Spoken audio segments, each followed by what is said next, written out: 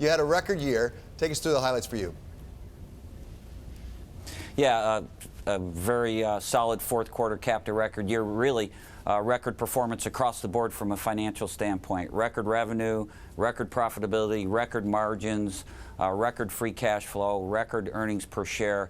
Just a very, very strong year, and importantly, really fueled by North America, which had another record year of $12 billion of profit and 10+% margins for the second straight year, and China. So we're very pleased with the overall results. So Chuck, record profitability, you've given some guidance earlier saying that you're going to maintain or increase that profitability into the next year. At the same time, you've got some inventories, particularly on passenger vehicles like the Buick LaCrosse, the Cadillac CT6, which is really building up here. How are you going to maintain that profitability unless you really have prospects of cutting back production?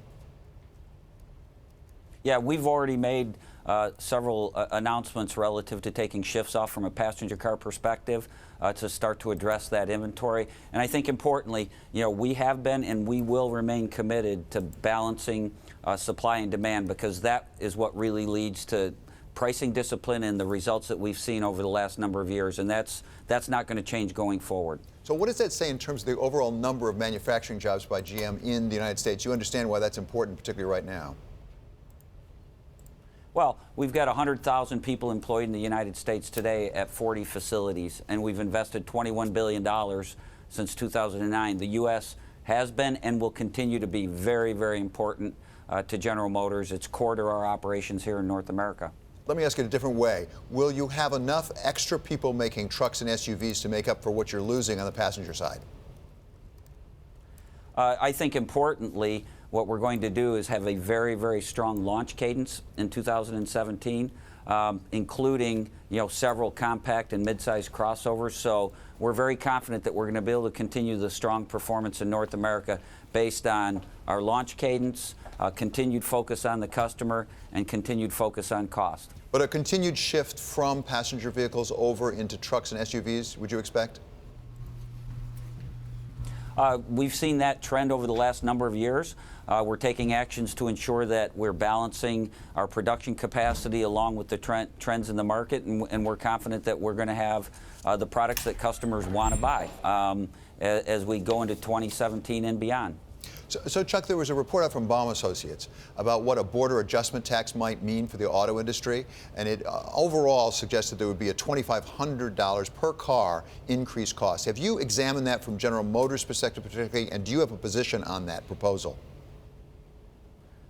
Well, first, we support tax reform, and the border-adjusted tax is one component of tax reform as it's currently being discussed. We believe the border-adjusted tax is too complex, but when we look at overall tax reform, what we really want to do is work with the administration to ensure that that change, that reform, is beneficial to the United States, to the manufacturing capability and competitiveness in the U.S., because that leads to growth and it leads to jobs. So we want to be part of the solution going forward. So Chuck, do I hear you right that what you're saying is insofar as the border adjustment tax might actually hurt GM, you might make up for it with the other forms of tax reform and tax cuts? Yeah, I think it's too early to speculate ultimately on how this plays out. What we want to do, as I said, we favor and support tax reform. We want to work constructively to ensure that it's best for the U.S. economy, best for the manufacturing. A strong manufacturing base is good for the U.S. and good for jobs in the U.S. Are you having discussions with the administration and or with Congress about the border adjustment tax specifically for the auto industry?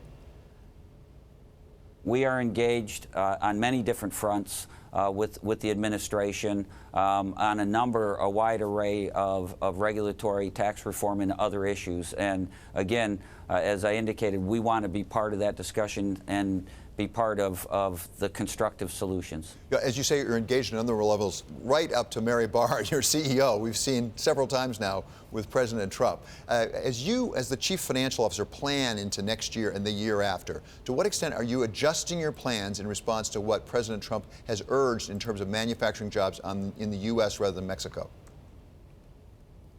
I think it's important that the manufacturing footprint is one piece of the equation when you think about sourcing and product placement. And importantly, this is a long lead decision. You just don't change footprint, manufacturing locations overnight. And we look to make the best decisions for our employees and our shareholders when we make footprint decisions. But again, it's long lead. It's not something that you can change overnight. But as you make those long lead decisions, are you taking the president and his administration into account? Frankly, are you changing your plans? We have not changed any plans from a product allocation standpoint.